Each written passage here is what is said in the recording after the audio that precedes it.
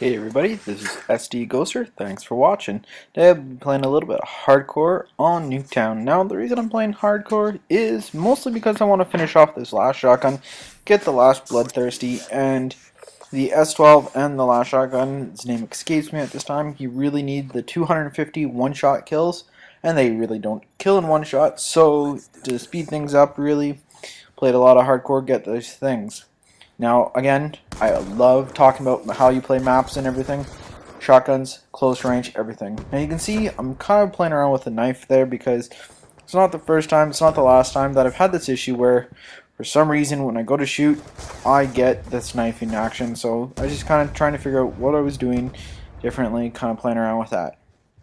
Now again, you got to get it really close to the enemy. So here I am. I get one right outside the door, so I'm thinking, oh no, they're rushing. Let's try and get something going.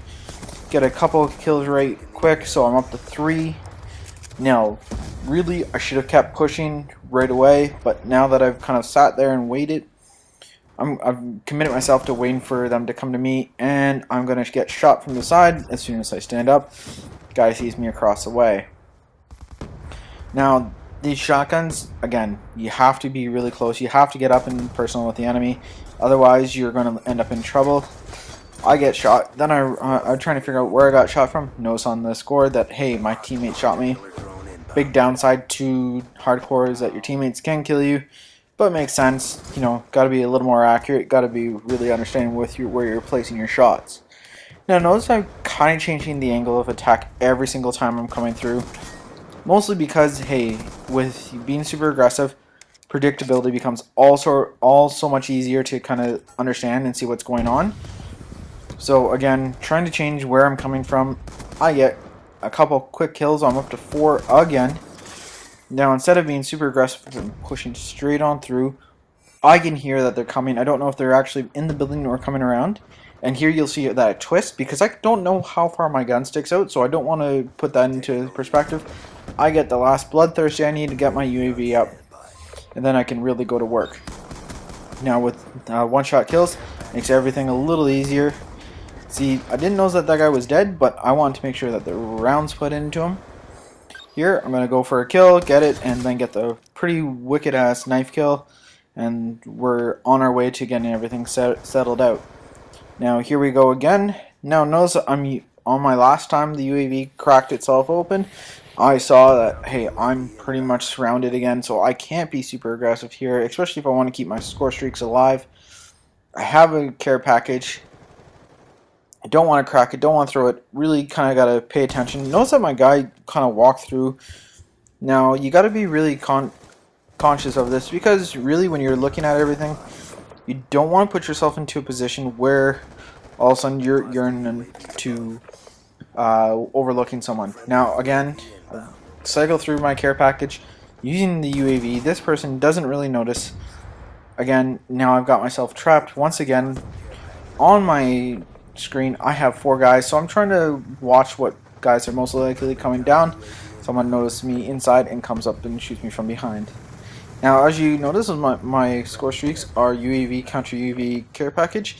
I'm not running any major offensive types that I can't control because in Hardcore, you know, if you don't really know where they are, your team can more likely going to run into where they are and you're going to end up getting kicked from a game where you're doing fantastic, or you're just going to get your friends very upset with you and there you're in a lot more trouble again. Now you notice I changed what gun I'm going to be using. I'm going to be using the Chicom, mostly for the MMS, because it's one of the few sites I haven't used a lot of, and I really want to try and figure out what it is. So the first time I'm kind of playing around with it, what I did notice is that as a normal sight, it's not that fantastic.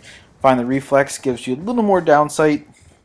The MMS is still very broad, and you know it doesn't give a thing.